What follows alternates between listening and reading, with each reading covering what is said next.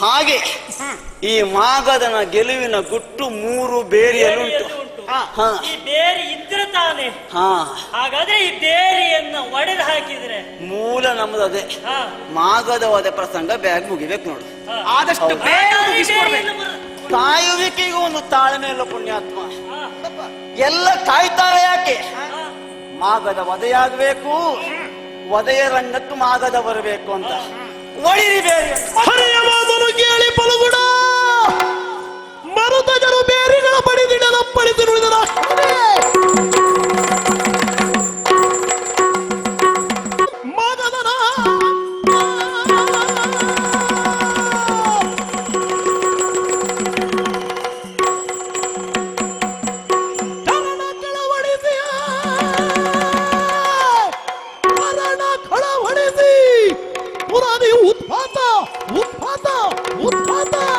ಉತ್ಪಾದಗಳು ಗೋಚರಿಸಲು ಅಕ್ಷರೀಯ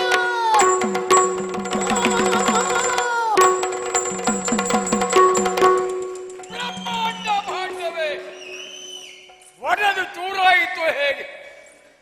ಮೇರು ಪರ್ವತವೇ ಕುಸಿಯಿತು ಹೇಗೆ?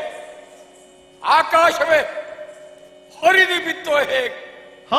ಹಾಯಾಗಿ ಮಲಗಿರುವ ಜಗಜ್ಜಟ್ಟಿತರ ಸನ್ನರ ಅಂತರಂಗದಲ್ಲಿ ಯಾವುದೋ ಒಂದು ಬಗೆಯ ಭೀತಿ ಇದ್ದಕ್ಕಿದ್ದ ಹಾಗೆ ಎದ್ದು ನೋಡ್ತಾ ಇದ್ದೀರಿ. ದುಶ್ಶಕುನ, ಅಪಶಕುನ, ಎಲ್ಲೆಲ್ಲಿ ಕೋಲಾಹಲ ಯಾಕಿರಬಹುದು? ಯಾರಿಗಾಗಿರಬಹುದು? ಹಾಗಾದ್ರೆ ಇಲ್ಲಿವರೆಗೆ ಜಗಜ್ಜಟ್ಟು ಜರಾಸಂಧ ಉಳಿಸಿಕೊಂಡು ಬಂದಿರುವ, ಗಳಿಸಿಕೊಂಡು ಬಂದಿರುವ ನನ್ನ ಅಖಂಡವಾದಂತಹ ಕೀರ್ತಿಯ ಧ್ವಜದ ಮೇಲೆ ಯಾರೋ ಕಾಲೂರುವುದಕ್ಕೆ ಬಂದವರಿಗಿರಬಹುದೇ?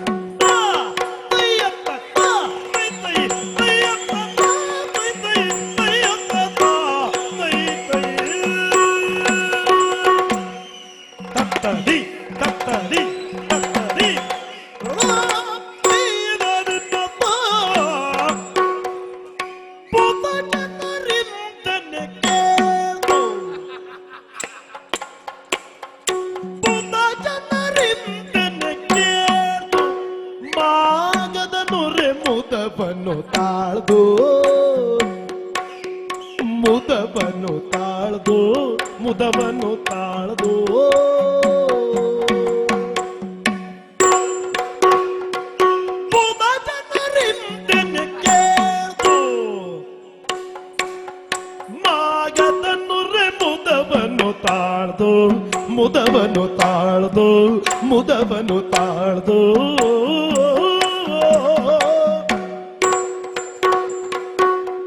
ಜನರಿಂದನೆ ಕೇಳ್ದು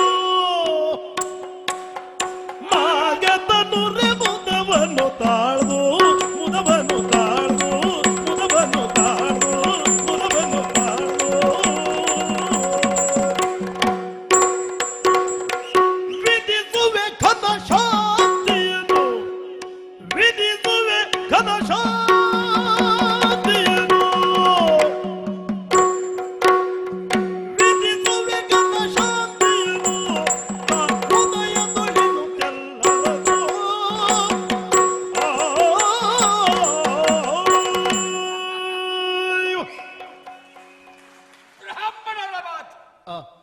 ವೇದ ವಾಕ್ಯಕ್ಕೆ ಸಮಾನ.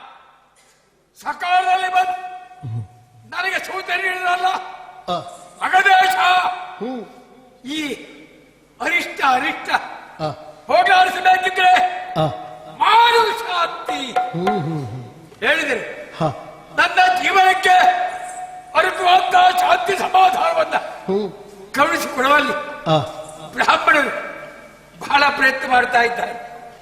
ಆದ್ದರಿಂದ ನಾಳೆ ಉದಯಕ್ಕೆ ಸರಿಯಾಗಿ ಬಾ, ನಮ್ಮ ಮುಖೇನವಾಗಿ ಈ ಯಜ್ಞ ನಡೆಯಲಿ ಎಂದು ಹೇಳುತ್ತಾ ಇದ್ದಾರೆ. ಬಹಳ ಸಂತೋಷ ಆಯಿತು. ಆದ್ರೆ ಏನು ಮಾಡೋಣ, ಸಂತೋಷ ಆಗಿದೆ, ಕುಡಿದು ಬಿಡ್ಲ ಮಾಡುದು ಯೋಚನೆ ಮಾಡ್ತಾ ಇದ್ದಾನೆ. ಆಗ ಆದಷ್ಟು ಪ್ರಯತ್ನ ಮಾಡ್ತೇನೆ. ಕಾರಣ ಯಾಕೆ ಅಂದ್ರೆ ಮಗದರ ಜೀವನವೇ ಹಾಗೆ. ದೇಹದಲ್ಲಿ ಪ್ರಾಣ ಪಕ್ಷಿ ಇರುವಲ್ಲಿವರೆಗೆ ಏನಾದ್ರೂ ಮಾಡ್ತೇನೆ.